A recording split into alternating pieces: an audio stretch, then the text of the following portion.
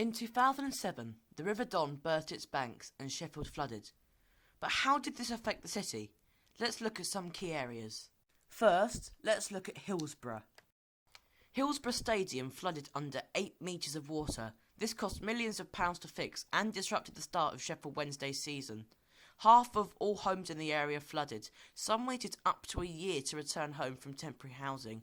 Stress for displaced families as some had to be moved into caravans as no homes were available. And there were also health risks from sewage escaping into floodwater. Next, we will look at the city centre. Vehicles were abandoned in the city centre as floodwater rose. Unaware people had to be rescued from buildings. Public transport such as trains and buses were cancelled, causing nationwide disruption from Sheffield Station, and people were unable to get home. Some had to sleep in their offices. Others had to be airlifted to safety as the RAF were called in, and people were also stranded at the Royal Mail headquarters.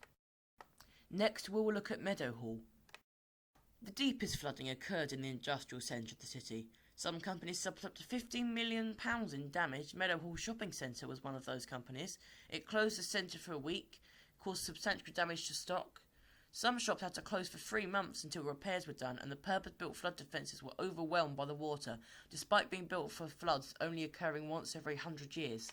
Finally, we'll look at the Ully Reservoir.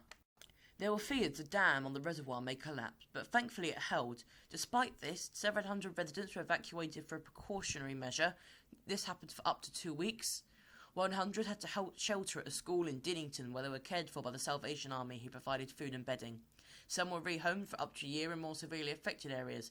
And the M11 was closed for 2 days between junctions 32 and 36. This caused traffic gridlock around Yorkshire as people tried to travel around during the floods.